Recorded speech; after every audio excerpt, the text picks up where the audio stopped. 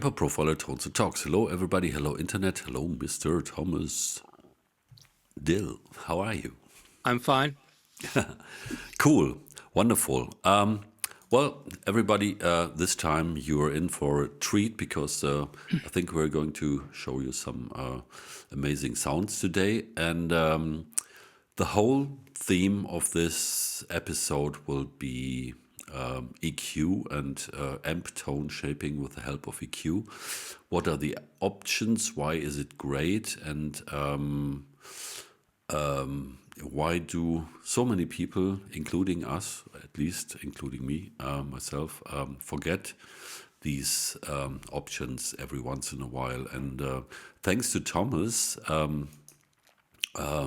he wanted to put the focus on this again. And thanks to Thomas, I was then looking into my archives, my rig archives, and found some quite interesting stuff. But to that, I think we come later. So, Thomas, the EQ thing for tone shaping, you were digging into this and found some interesting things, tips and tricks and stuff, do's and don'ts. Please enlighten us. I try to.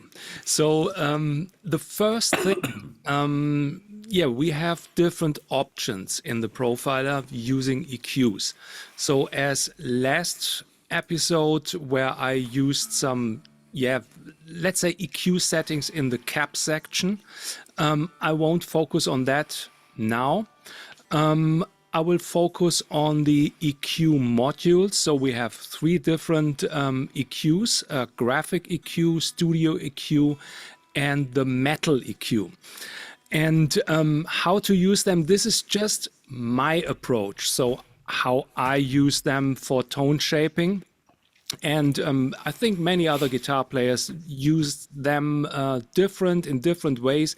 And Tom has also a special way to use EQs and to morph EQs. So I'm the more traditional guy who uses EQs just to shape a little bit the tone.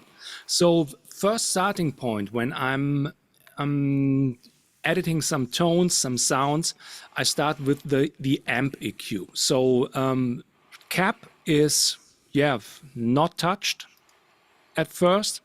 I start with the amp. So I will show you my rig manager. Here we are. So we have, which is great now, the tone stacks for the liquid profiling stuff. And also you can use or add tone stacks to older profiles. And this is really great to use and to have the EQs react like in the original amps. So this is again my Marshall Plexi and the EQ setting. So this is how I dial in my first tone, I would say, and the basic tone. So this is the setting I told you in other episodes that I use on the amp, and I use that with the profiles. So going to the EQs, we have, when we click on a module, right click on a module, and then we get these effects available, and we have the equalizer. And the first one is graphic EQ, studio equalizer, and then the metal equalizer. The graphic equalizer is the one that is available in the Profiler Player level 1. The other two are available at level 2 and 3, and also, of course, in the stage, head, and the rack version. So I'm starting with the graphic EQ.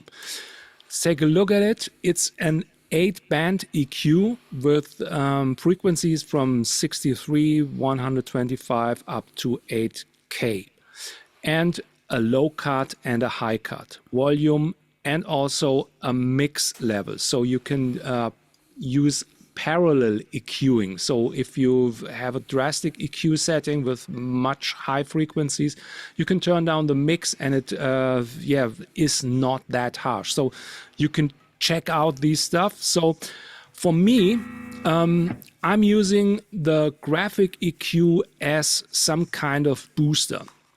So many guitar players use the Boss, I think it's GE7. This pedal, I have it in my pedal board here too. So just to boost some mid frequencies and a little bit of more volume to boost the amp's input. And this is the concept I'm going with the graphic EQ. So mostly I turn up 1K, 2K and 4K a little bit. So turned off.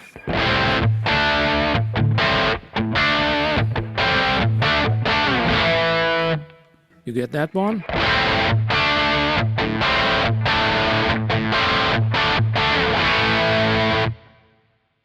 Very subtle, but turning up the volume.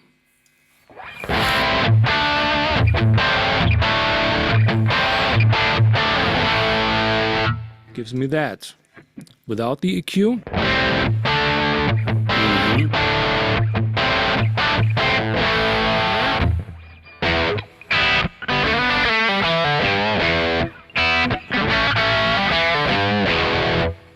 With the EQ.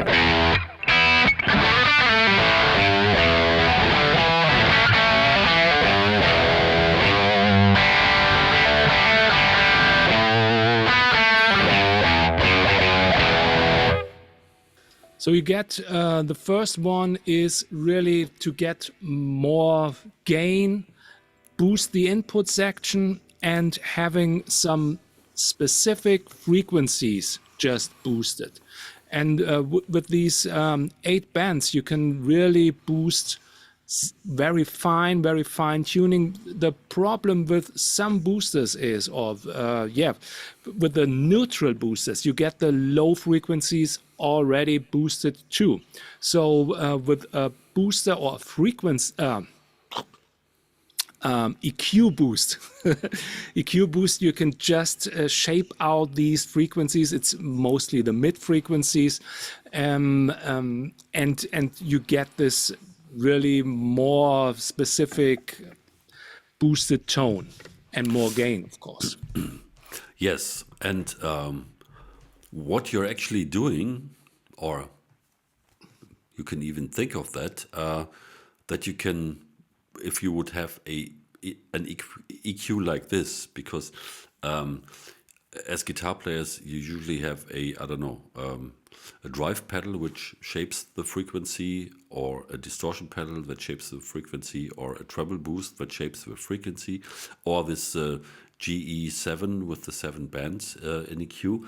But you never had the ability to really get into the whole thing like with the Kemper EQs now, because with an EQ before the amp, you can basically change the entire amp concept in a way, because apart from how the tubes are, handled and driven and how many are in there, a lot of the so-called pre-shaping determines what kind of amp you're playing, and how, for example, the distortion is modeled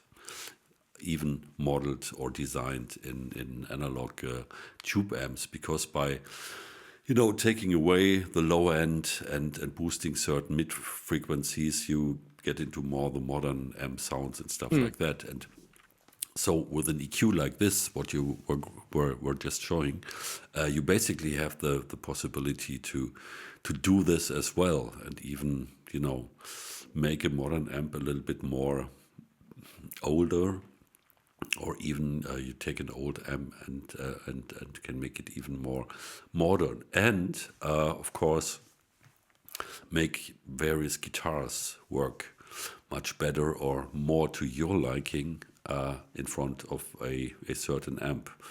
And we wish we had this opportunity back in the day. Yes. Because I realized that one day I was in the studio where some of the early raw area metal stuff was recorded, and they had this how were they called? The Clark Technic EQs. Oh yes, So these these. the huge 32 band graphic EQs in thirds, and they went with a buffer thingy, a buffer pedal for the guitar. They went into that Clark Technic EQ, and from there into a Marshall. And they were like checking with each band, pushing that, how that would change and shape the tone for the Marshall, which was fully mic'd up. And that way were the first experiments in my neighborhood, at least, to get from the typical simple Marshall tone to a little bit more extreme and more shaped versions and stuff like that. So, kind of long story short, you can do this as well as Thomas was just showing, and you have several options with the profiler for that. Yes, and what I really like with this at this graphic EQ is it sounds organic. So and it's easy to use. You have those 8 frequencies, and you can really turn them up and let the others a little bit turned up, and shape your tone very easily and of course very fast. So here is, oh no, this is the wrong one. Getting the rig manager. Here is the rig manager. So in most cases I have 1K, 2K, 4K boosted and a little bit of volume. And what I said before, if you do a drastic setting with these knobs here, it's okay.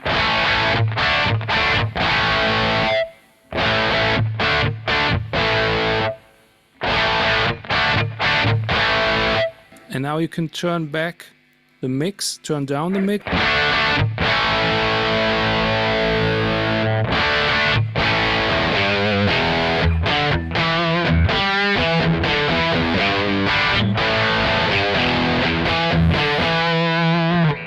Turn it up.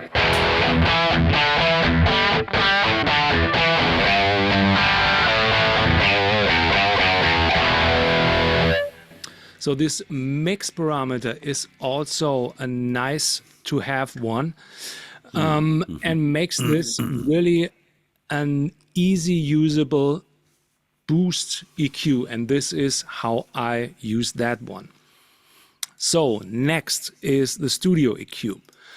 And this is a little bit, has a little bit more parameters. It has a low cut and a high cut, volume, mix, ducking also. And then we have low gain and the low frequency. We have mid gain, mid frequency, and mid Q, 2 mid frequencies with 3 knobs. So this is something like the mixing desk recording EQ. So I use that one to shape the tones behind the stack just for recording purpose. So sometimes the guitar has a little bit too much lower frequencies or lower mids at about 400 or so. So I cut that out with the mid frequency gain turned down and checking this, let's say 400. And then with the Q, you can have the mid frequency, the bandwidth of the frequency shaped. So you, with a lower Q, you get a higher bandwidth. So more frequencies will be affected, and with a higher Q, you have a really small bandwidth. So I use them, so higher, lower Q, higher bandwidth for boosting frequencies, and the opposite way, when I turn down frequencies and want to cut out specific frequencies, I use this, the smaller bandwidth, so higher Q setting. And let's say we want to boost some mids behind the stack. turning that in the normal position, so 0 dB. So this is neutral sound.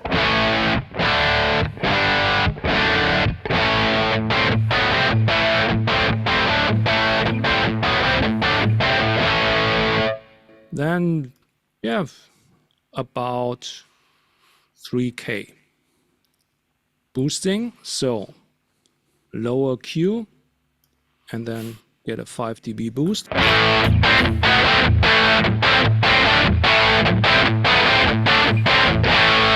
Maybe too much. Taking the Q a little bit down.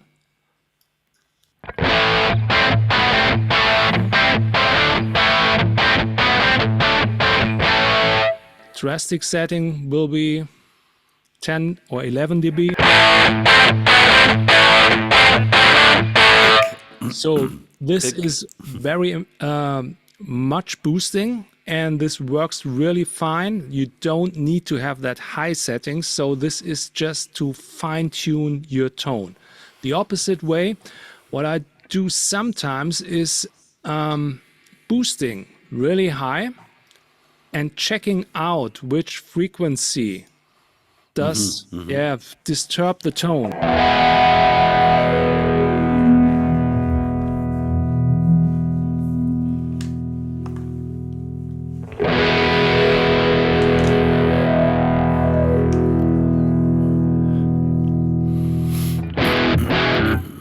Now, going the opposite way, turning it down.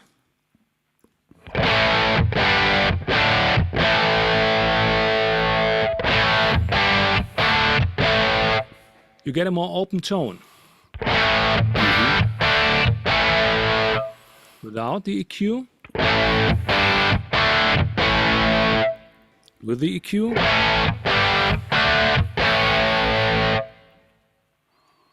Some folks would say, hey, it sounds thinner with the EQ. It doesn't sound that good. But you always need to think about your recording, and the guitar is just a small part of an arrangement.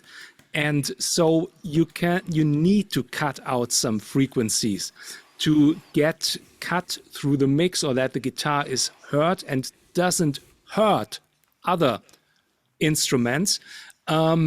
With the much frequency. So when you're recording, you mostly record thinner guitar sounds. And for that purpose, there's the Studio EQ very good to use to shape these tones, to get these small frequency ranges.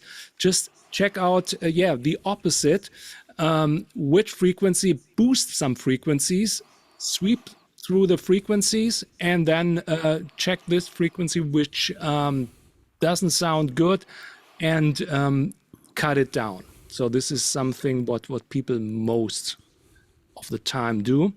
And then you can use also some other stuff. I might add something here. Please. And that's, so in a nutshell, also for the intuitive brain half, EQs in front of the amp helps to change the characters of your tone and the amp, and after the amp helps you get along with your band members and colleagues in the studio, so to say. Because I know a gentleman who is doing a lot of live programming on his profilers, and he told me that he even has some EQ dips programmed.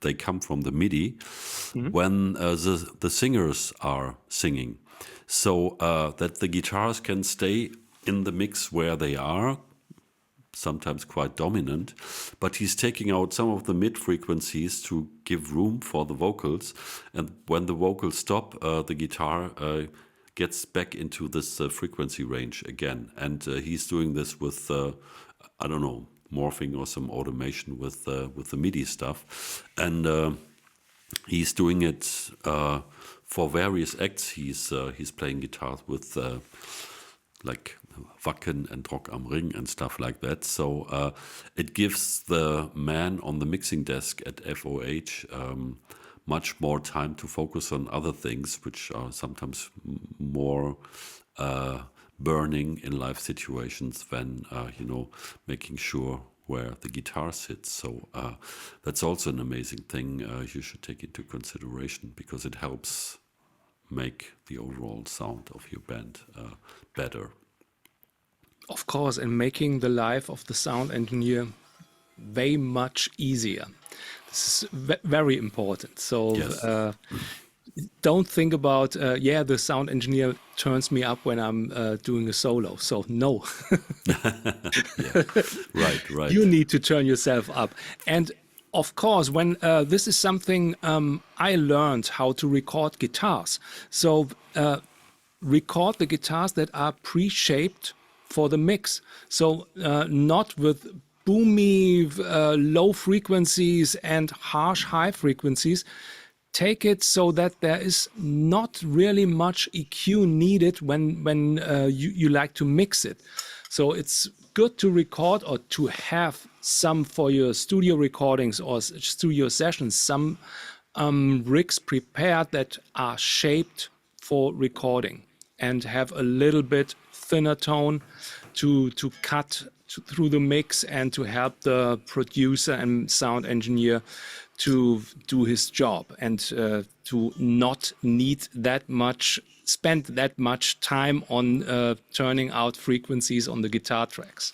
Yeah, that's true. Of course.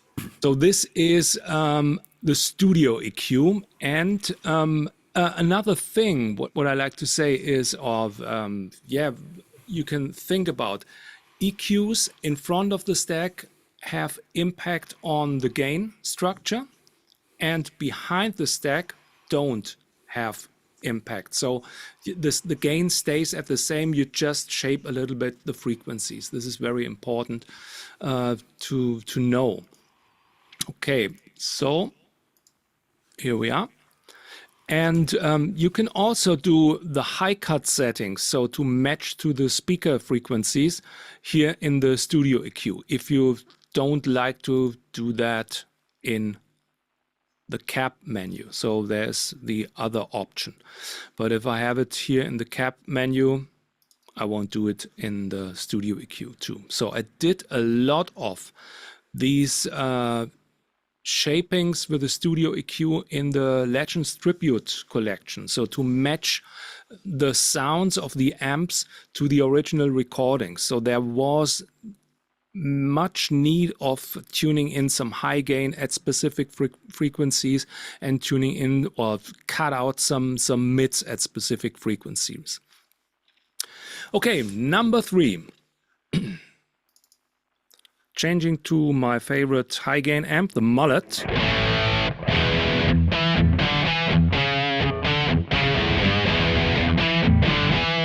Which isn't really set to much high gain, but a little bit more gain. And here we have the metal EQ. So the metal EQ is, I just read it in the manual. Where is it? It was inspired by the Boss Metal Zone. The Boss Metal Zone is a legendary distortion pedal, and it has a low frequency, high frequency, and 2 knobs or controls for the mid frequency. One for the mid frequency to set which frequency range you like to have, and then to boost or cut out the frequency. So I don't know. Do you know these, Tom, these Metallica settings from the early days? The metal V curve on the EQ. So I just read an article yesterday. They had Mesa Boogie amps, these back in the days, Mark IIc, and they had this 5-band graphic EQ. And to get their typical tone, they turned down the mid frequency, which was at 750 hertz. And I wrote down the settings. So they had 80 hertz at +2, 250 0, 750 -12, 2K, 2200 at 0, and again 6600 at +3. So this had this V curve. And you can do that with the Studio EQ. That started with the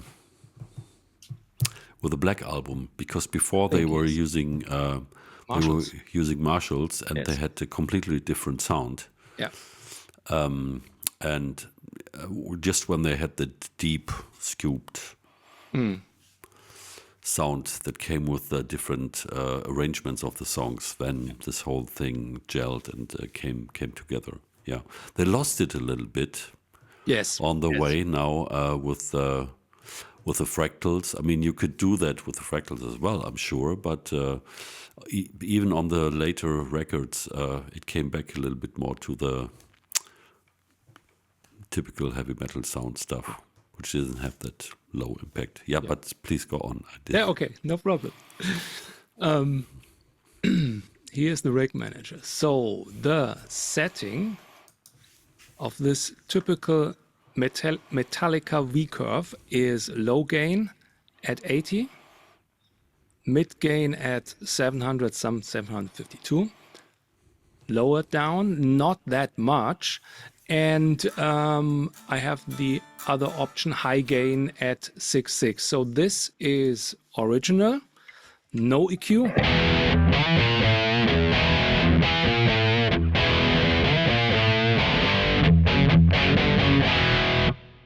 With the EQ.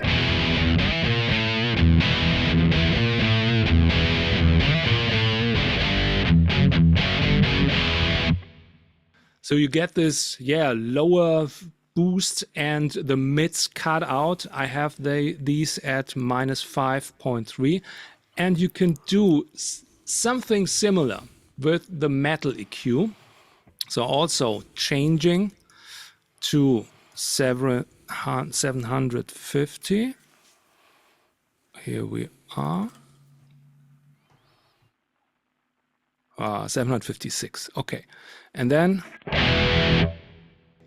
low frequency 1.3 and high frequency 3, and the middle turned down at 6.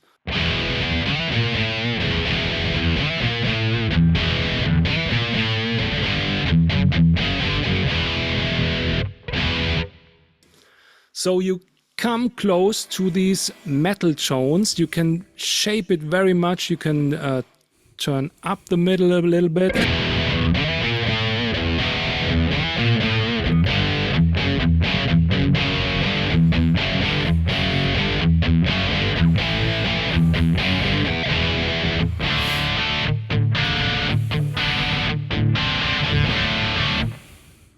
Then, let's try some different frequencies. When you go higher.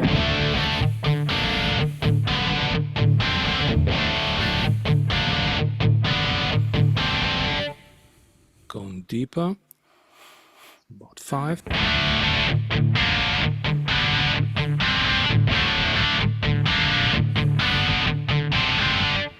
And also you can boost mid frequencies, taking some highers.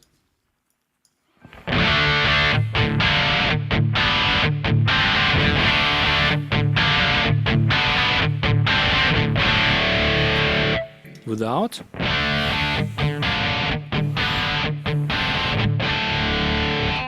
And with.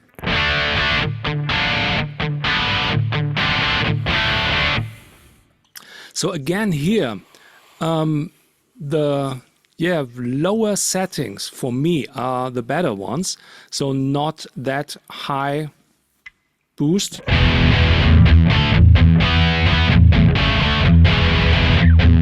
You can do that. You can go up to 18 dB, but you don't need that.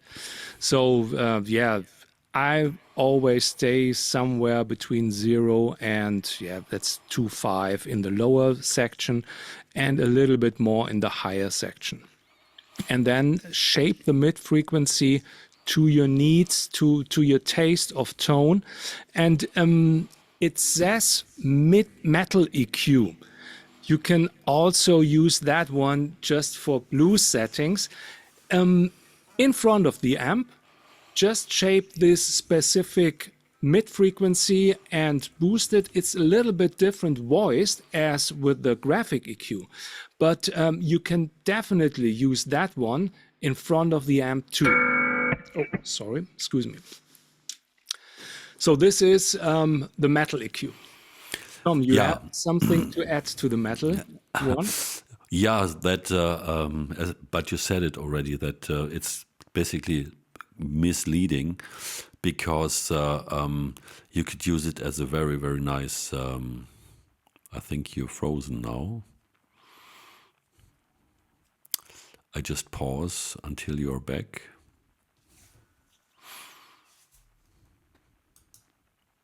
So now you're back. Okay.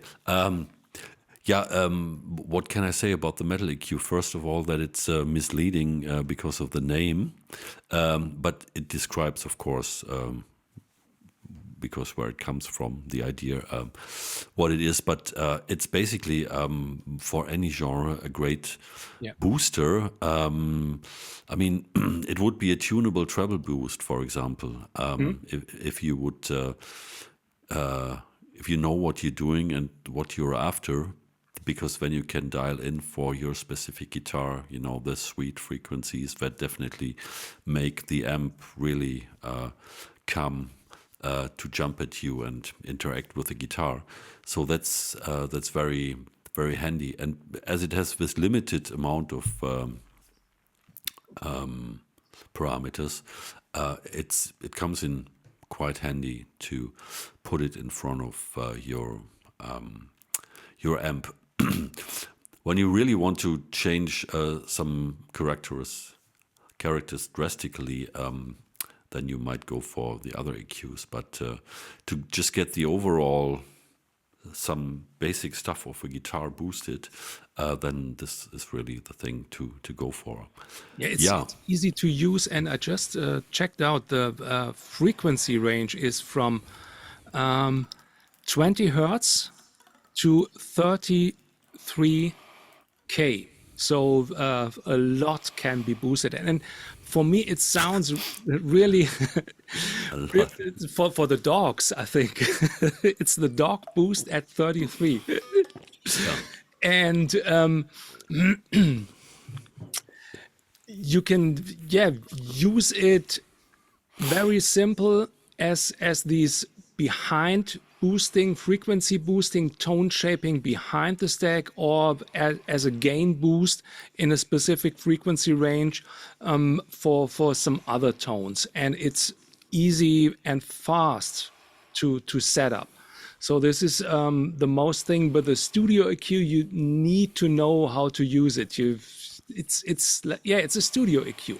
So parametric middle range with Q factors 2 times, and then the frequency setup. So you need to know what you're doing. And the metal EQ and the graphic EQ is more for the guitar players, for us. Well, I think guitar players these days should be aware of where they are, because well, sometimes I get the impression I think this here is a good opportunity to say that most of them just are very focused on, you know, their gear and their tone that's coming out of that thing there. But I think it's also important to be aware of where you are and where you are as a part of the system, because the system is usually your guitar is a part of, I don't know, a band playing live, or a band in the studio that records in the studio, or some other thing, not necessarily a band, I don't know, machines, singers, synthesizers, whatever. And it's also a system, and you're a part of it. And so how to find with your tones the characters, the perfect place in these various systems and surroundings, that's very important, because the more you know, the more you're in control about what's happening there and how you look towards the outside world. And because we all know that, I don't know, you spend so much time on dialing your sounds in and all your gear and your pedals, and then after the show, you hear from everybody, well, the guitar wasn't really audible, the vocals were so loud, and the drums were so loud in the room, and there was something coming from the stage, but the sound engineer refused to put the guitar up because he said it's too loud anyways. So, and you don't want that. If you go on stage, you want to be sure that the best of you is going to be heard, and everything you can make sure to make sure that this happens is very important to guitar players these days, to any musicians, of course, singers as well, who are sometimes a little bit sloppy in terms of. But you have some other approaches to use some EQs. I'm Yes. really curious about your approaches, not Yeah, my and traditional ways. yeah, and that was the thing with what I mentioned, the gentleman who is even writing the EQ frequencies to make space for the singer and then bring the guitar in the best possible way again. And so I thought, yes, of course, you can automate or morph the EQs as well. And we had this once already. So I fiddled around a little bit with the morphing. And let me just see. So if I reach the pedal.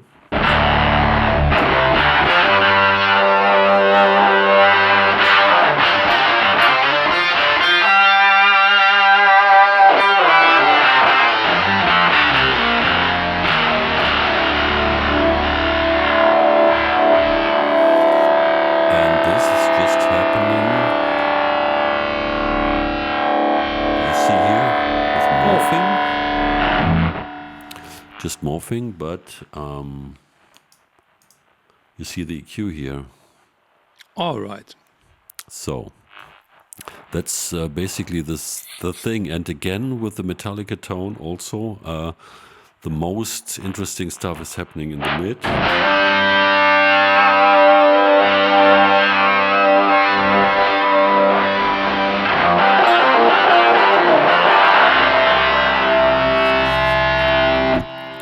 And you see here, low cut is morphing to make room for level-wise for some other stuff. Because when I bring up the mids, of course, it's getting louder.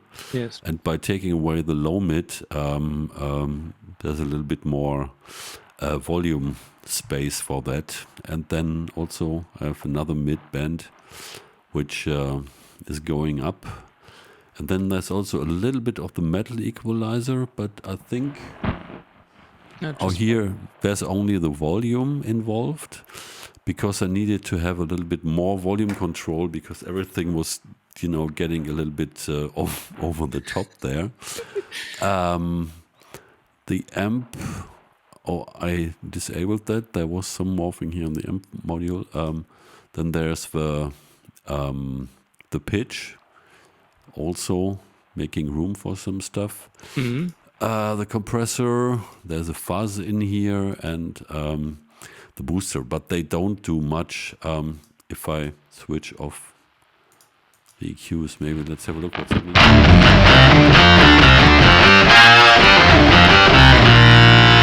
Yeah, that's the pitch. So that's the basic tone here.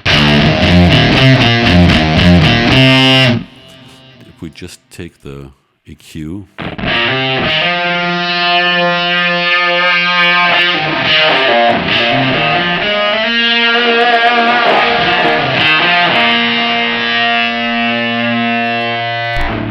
And of course the pitch.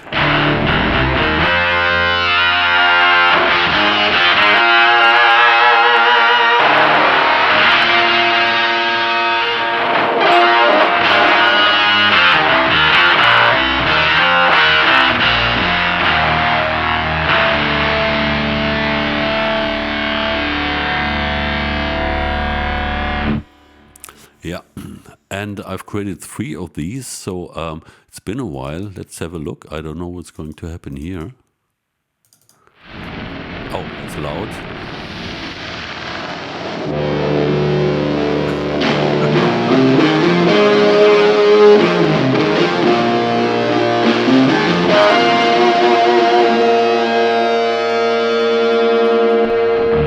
No, I like this better.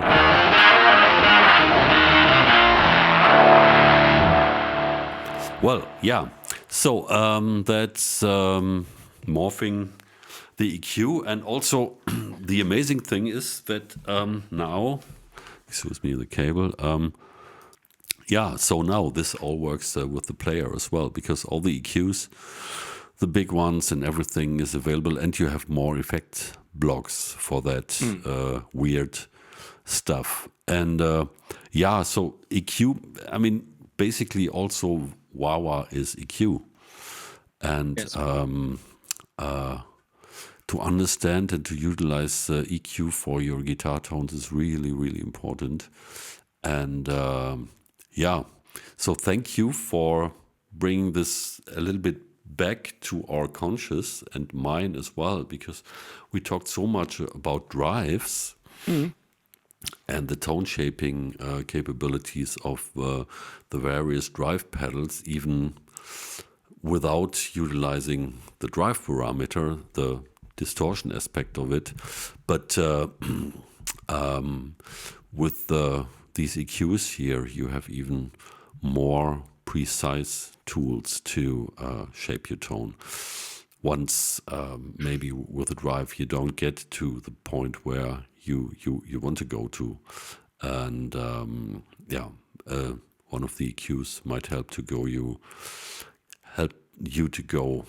the full 9 yards. And there is no better, or don't use that in that case. It's just you have the option, and think about to have the option. You have these all on your palette, on your pedal board, and if one sound doesn't work for your recording or for your live tone, stage tone, then take the different approach. Take the metal EQ in front of the stack, or take the graphic EQ in front of the stack, and to shape the tone to make it a little bit more thin, then take the studio EQ behind the stack. And sometimes an overdrive works, the Tube Screamer. It's fine, but sometimes you need some different stuff. And this is what people like Tim Pierce on his studio board. He always has this EQ. This is Boss EQ, and I think it's the Nobles, the ODR1, and I think it's a Tube Screamer or something like that. So you have these characters, and he just kicks them in for specific tone shaping aspects. And this is the same thing that I was going for, using these EQs and thinking about these EQs, how to use them and how they can you can benefit from them. Yes, absolutely. And as I said, it's a good thing that if you take the concept of, own your tone, then you make sure that you have the perfect insertion of yourself into any situation where you are happening as a guitar player. And that's adding autonomy to you, and that's really important these days. And I've seen so many acts, especially this summer as well, which were touring and traveling with such a reduced equipment that even I was amazed because of the risk. If you go to a European tour and you just bring one guitar, and no tech, and you have a profiler stage or a player, one guitar, and your guitar chord, and these guys were playing amazing club shows, so 2,000 people all over Europe, and that's pretty bold, but yeah, it works. They came home safe and sound, and it was a huge success. So that makes you flexible and makes touring in a way affordable as well, because you don't have so much cost Yes. because of this stuff. And then even more, you need to know where you are, and you need to have control over your guitar tone, because every night you are going to be with a different house system and whatever. So yeah, try this at home as well, and it's very important to master that. Yeah, Thomas, thanks again for bringing this into our consciousness, or our conscious, and yeah, spending some time with EQ, and learning the way how to quickly fix things if they come up is really important. So thanks a lot for that, and see you next time. Bye bye. Bye.